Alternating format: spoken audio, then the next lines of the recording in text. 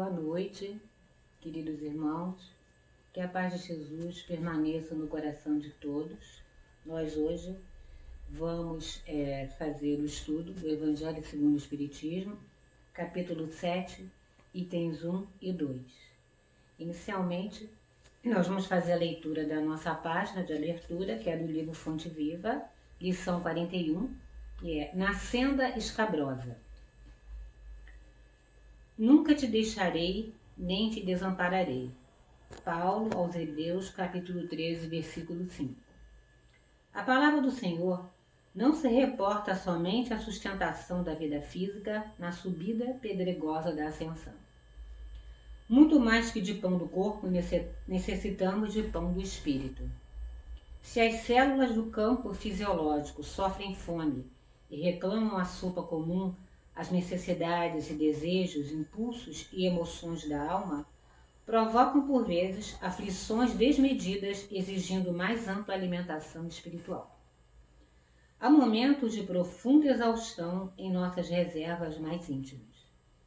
As energias parecem esgotadas e as esperanças se retraem apáticas. Instala-se a sombra dentro de nós, como se espessa noite nos envolvesse. E qual acontece à natureza, sob o manto noturno? Embora guardemos fontes de entendimento e flores de boa vontade, na vasta extensão do nosso país interior, tudo permanece velado pelo nevoeiro de nossas inquietações. O Todo Misericordioso, contudo, ainda aí não nos deixa completamente relegados à treva de nossas indecisões e desapontamentos. Assim como faz brilhar as estrelas fulgurantes no alto, desvelando os caminhos constelados do firmamento ao viajor perdido no mundo, acende no céu de nossos ideais convicções novas e aspirações mais elevadas, a fim de que nosso espírito não se perca na viagem para a vida superior. Nunca te deixarei, nem te desampararei, promete a divina bondade. Nem solidão, nem abandono. A providência celestial prossegue velando. Mantenhamos, pois, a confortadora certeza de que toda tempestade é seguida pela atmosfera tranquila e de que não existe noite sem alvorecer. Graças a Deus. Vamos à nossa prece inicial.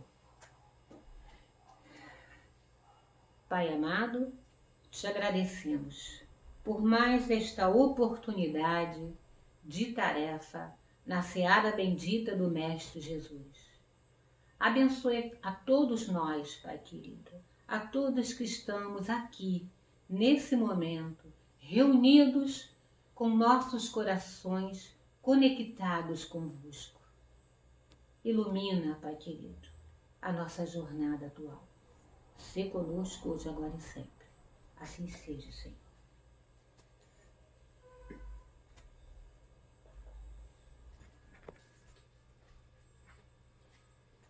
E será que nós pensamos, agimos, andamos, falamos, sentimos, ouvimos, preferimos, tudo igualzinho uns aos outros?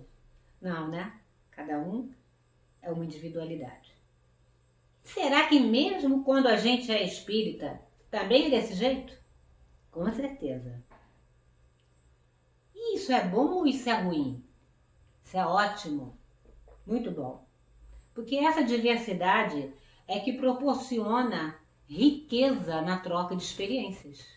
Um enriquece o outro com as suas ideias, etc. E por não pensarmos igual, será que isso nos faz sermos mais ricos, mais pobres, melhores, piores, superiores ou inferiores uns aos outros? Não. Não faz. Isso acontece também com nossos espíritos. Por pensarmos ou agirmos diferente, será que nós somos mais pobres ou mais ricos de espírito? Vamos ver isso? No Evangelho segundo o Espiritismo, no capítulo 7, tem Jesus disse assim: bem-aventurados os pobres de espírito, porque o reino dos céus é deles. E quem são os pobres de espírito? Aí, nesse livro aqui, A Vivência do Evangelho segundo o Espiritismo, diz assim: pobres de espírito são todos aqueles que, mesmo tendo conhecimento, inteligência privilegiada, não se consideram melhores do que os outros, porque são pessoas humildes. Não sentem orgulho por saberem mais do que os outros. Estão conscientes de que não sabem tudo. São eternos aprendizes. Alimentam a inteligência com conhecimentos do mundo físico e do mundo espiritual. Sendo assim, então, nós concluímos que pobres de espírito são aqueles que se conscientizam que ainda se encontram trilhando um longo caminho para a sua evolução espiritual, que entendem que ainda estão longe, muito longe de atingir a perfeição e que sabem que precisam se esforçar muito para atingir esse objetivo. Não são os menos inteligentes, não são. São os que, embora detenham algum conhecimento, ou muito conhecimento, não se colocam em situação privilegiada, porque não se sentem superiores. São os humildes. E quando Jesus diz que o reino dos céus é dos pobres de espírito, na verdade ele está valorizando a humildade. Está valorizando a humildade nessas pessoas, independente do seu grau de conhecimento. E por que Jesus diz que os pobres de espírito são bem-aventurados? Porque eles já reconhecem a sua imperfeição, admitem as suas fraquezas e têm maior estímulo para lutar e superar os seus pontos fracos. Por tudo isso, conseguem atingir um maior progresso espiritual e às vezes até mais rápido. A gente já viu quem são os pobres de espírito. E quem são os ricos de espírito? São aqueles que têm conhecimento, têm inteligência sobre assuntos do mundo material, não aceitam a opinião dos outros sobre seus conceitos porque eles são superiores e não se interessam pelos assuntos de Deus, pelos assuntos espirituais. Discutem sobre a sua área de conhecimento e não se sensibilizam diante das revelações espirituais. No Evangelho segundo o Espiritismo, capítulo 7, item 2, diz assim: o reino dos céus é para os humildes e não para os orgulhosos. E onde será que fica esse reino dos céus, hein? Não é um lugar, minha gente. Não é um lugar. É um estado de espírito. O reino dos céus é quando o espírito atingiu esse momento de total felicidade, felicidade interna, porque ele tem sensação de paz, sensação de alegria. Agora, aqueles que se vangloriam da sua inteligência não conseguem se elevar até Deus. Por quê? Porque se consideram superiores. Isso os faz acharem que detêm o poder. Por isso, como eles são poderosos, superiores, inteligentes, cultos, etc., são sábios, eles não dão atenção às coisas divinas. E por que isso acontece? Porque os seus corações ainda estão envolvidos pelo orgulho. E as suas mentes estão bloqueadas pela vaidade. E aí não oferecem brecha para que a luzinha do Evangelho penetre em seus corações. Sabem tudo sobre a ciência humana, mas não sabem nada sobre a vida após a morte física. E no livro Conquistando Virtudes, Combatendo Defeitos, diz assim, que na época de Jesus, o orgulho já era um grande mal que cada um trazia no seu espírito, impulsionando a atitudes e comportamentos contrários a tudo que Jesus pregava. Os orgulhosos, eles não paravam para ouvir as coisas que Jesus falava. Fugiam dele, porque ele sempre estava acompanhado dos mais humildes. Não é só humildes, né, de classe social, humildes de coração.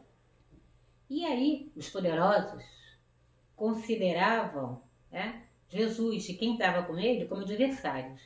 Não gostavam de Jesus, não compreendiam e, na verdade, o temiam.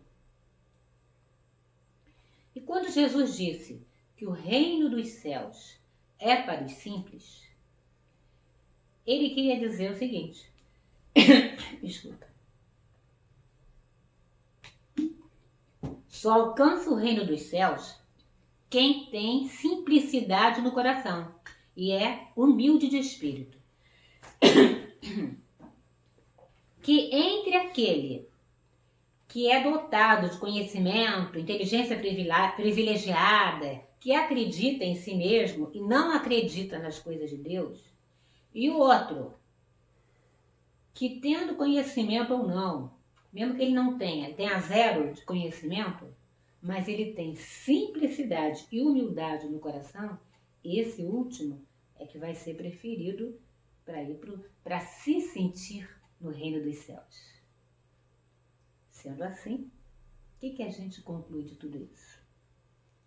Para alcançar a felicidade no plano espiritual, é bem melhor ser pobre em espírito no conceito terreno e rico em qualidades morais, não é verdade? E Chico Xavier, ele diz assim, a humildade não está na pobreza, não está na indigência, na penúria, na necessidade, na nudez e nem na fome. A humildade está na pessoa que, tendo o direito de reclamar, de julgar, de reprovar, de tomar qualquer atitude compreensível no seu brio pessoal, não faz nada. Sabe o que faz? Apenas abençoa. É isso.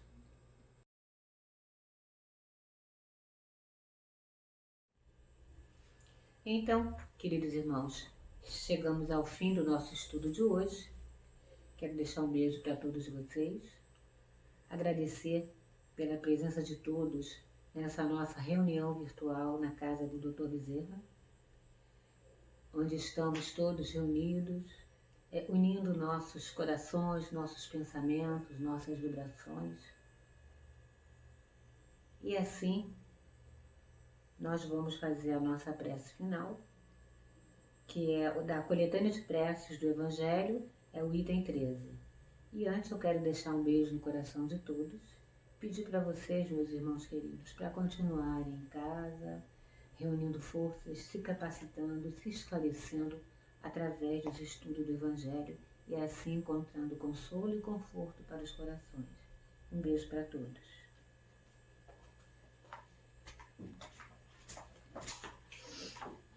Meu Deus, permiti aos bons espíritos que nos cercam virem em nossa ajuda quando estivermos em dificuldade e nos sustentarmos se vacilarmos.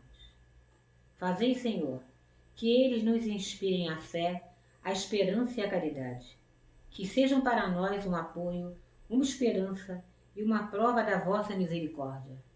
Fazei, enfim, Senhor, que nós encontremos junto deles a força que nos falta nas provas da vida e para resistir às sugestões do mal, a fé que salva e o amor que consola.